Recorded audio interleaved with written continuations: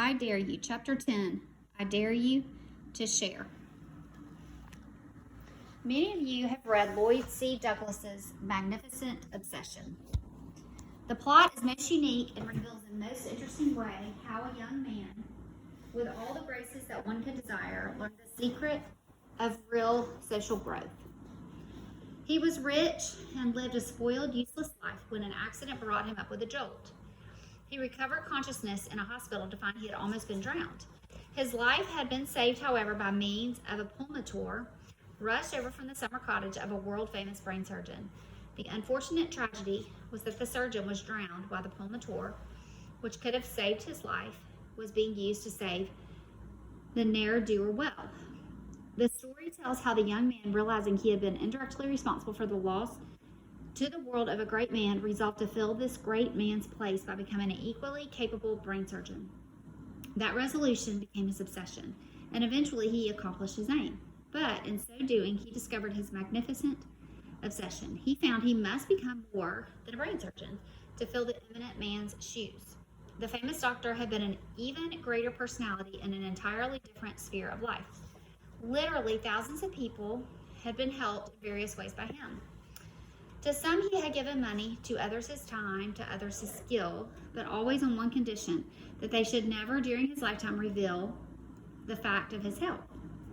His theory had been that in giving of his possessions to others, unknown to the world, he was contributing to his own personality, that unheralded good deeds enlarged and enriched his life.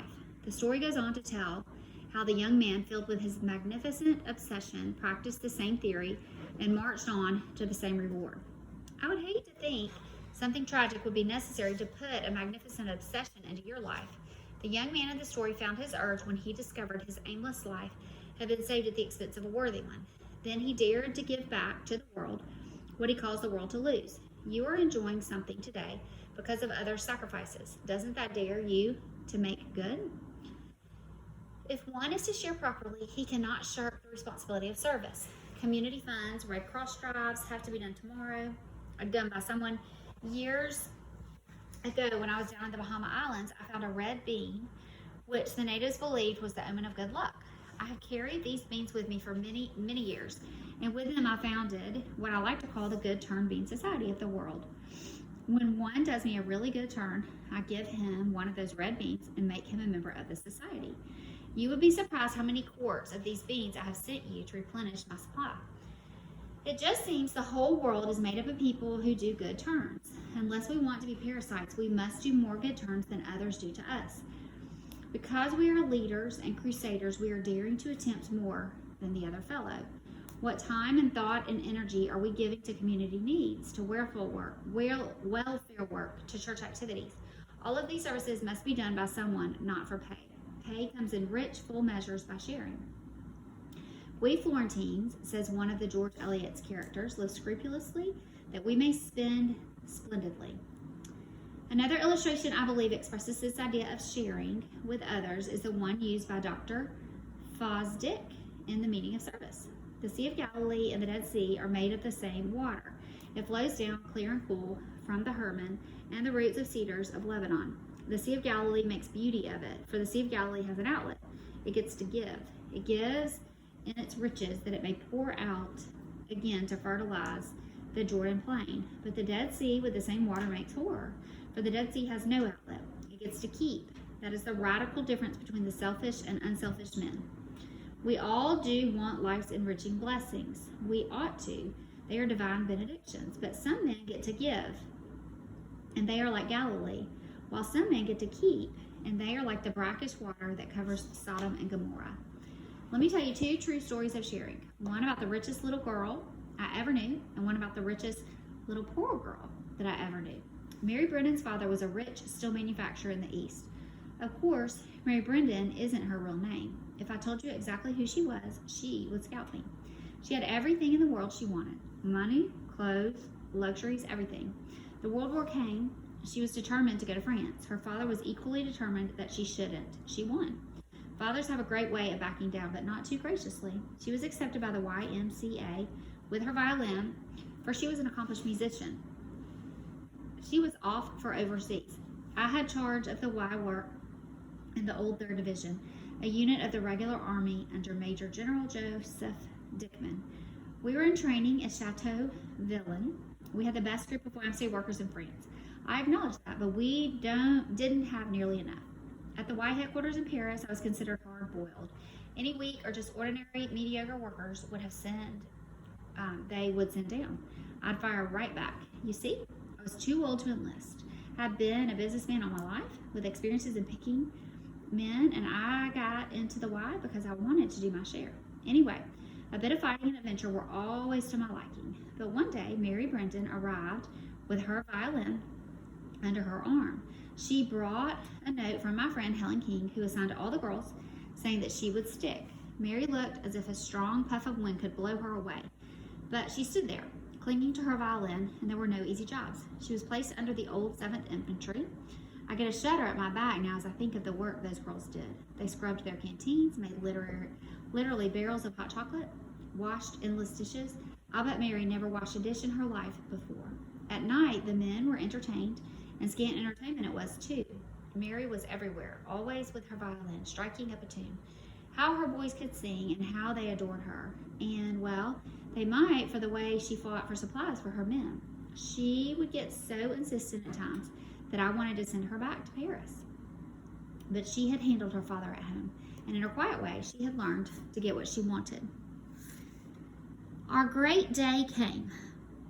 We were ordered to the front. Mary wouldn't be left behind. She followed her men right up to the Marne. The day before we were ordered into the lines of our first baptism of fire, our chaplains, Protestant and Catholic, planned communion for our men. They weren't chaplains enough to be everywhere. I pressed all our Y preachers into service. Poor little Mary was out of luck. She loved her men. She knew many of them would never come back, but we couldn't find a chaplain or minister for her anywhere, so she must go without communion. But not so, Mary. Please help me, Mr. Danforth, she pleaded. I'll get the bread and the wine, and I'll play a hymn on my violin. We will serve our men ourselves. And she did, bless her heart. Never in my life has a communion made such an impression on me. July 15th and 16th, 1918 were awful days for the old 3rd Division. The Germans were driven back over Marne, but our losses were terrific. Y trucks were turned into ambulances. Y men did heroic work. Never did our Y girls falter. Pressed into services at the dressing stations, Mary Brendan and the other girls cared for the wounded without batting an eye. Major General Dickman recognized such service on behalf of the 3rd Division Y with a beautiful citation. I could tell you a lot more about this rich little girl, but you knew enough to catch the spiritual uplift of such a life. Rich, talented, hardworking, courageous, yes, all of these. But she gave something more. It was Mary's spirit that lived in the hearts of all with whom she worked. She had offered her life in service to her country and her God. She was working for a cause. An all-consuming passion for service absorbed her. And in her sharing what she had with others, a richer life came back to her. It is the same kind of cause, a similar urge, and a similar sharing that I dare you to put into your heart and your soul. Now let me tell you about a rich little poor girl. I'll name her Ruth Adams. Of course, that is not her name. If she ever reads this, even without her name, she will protest to the heavens that there is not a word of truth in my story. But by doing so, she would be running true to form. To be strictly truthful, Ruth was neither rich nor poor.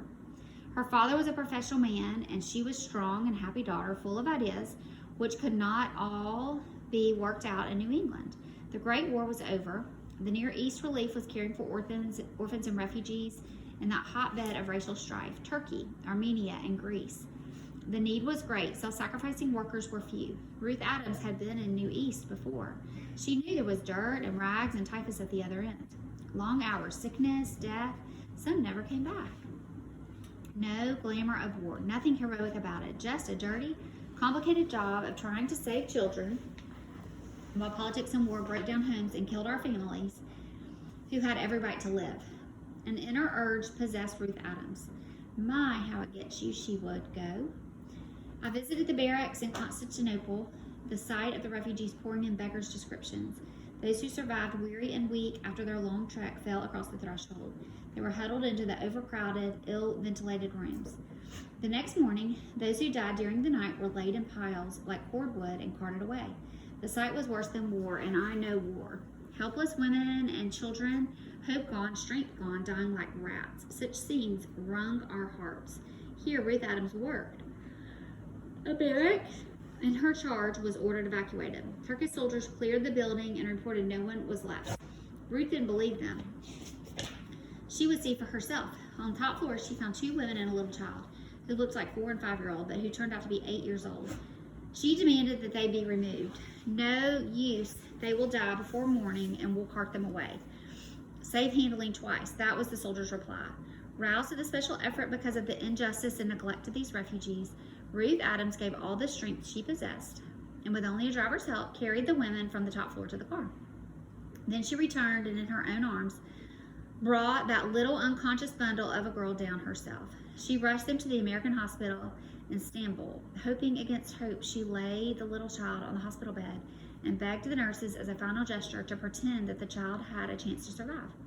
She persuaded them to bathe and feed her as tenderly as a convalescent who needs a personal care for recovery, even though they knew all too well that they had little more than a corpse. Ruth left the hospital, rushing back to her work, knowing that her friends, the nurses, would do their utmost. They did, and the child is alive today and miraculously saved.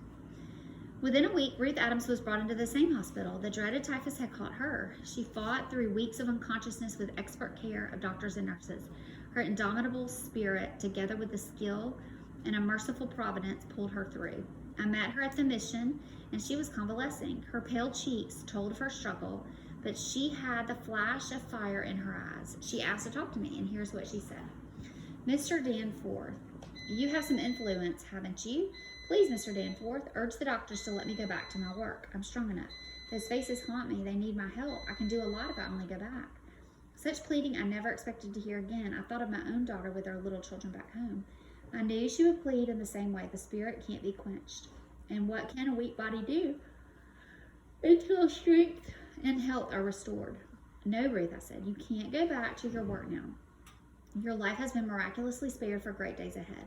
Obey the doctor's orders. Be a good soldier. She leaned back in her weak condition, crestfallen. There's much more to this story, but I've told you enough. This girl used the energy she had in her, for she loved people, whether well, sick, or poor, rich or poor, in trouble or out of it. She lived in the abundant life of service. She worked as if everything depended on her. She had faith as if everything depended on God. How vividly such sharing adventures stand out in our memories. Riches or poverty are forgotten. Even health, the mentality, and social graces step aside before such devotion to an unselfish cause. I dare you to take your place among such a life's immortals as my rich little girl and my rich little poor girl. Make a masterpiece of your life, and when you have dared to develop this ability to share with others, you have discovered the meaning of the most abundant life. Carter, this is like helping the little kids, the little boys. Following the principle that our most valuable possessions are those which can be shared without lessening, those when shared multiply, our least valuable possessions are those which, when divided, are diminished. Then truly our physical, mental, and social and spiritual lives multiply many times over when they are shared. The more you practice this principle of daring and sharing, the more you will find it in every contact of life.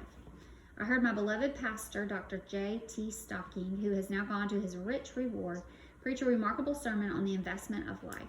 He told the story of the loaves and the fishes, but with a new interpretation. He stressed not the miracle of feeding the 4,000 with a few loaves, but the attitude that it takes to account for resources possessed rather than difficulties presented. You get what that means? Mm-hmm. Account for resources possessed. Account for what you have that's good rather than the difficult things that you can't do. Measure your powers, not your problems. What a dare in these adventurous days. When the disciples counted the crowd and petulantly complained that a few loaves were not enough to feed the multitudes, Jesus said, "How many loaves have ye?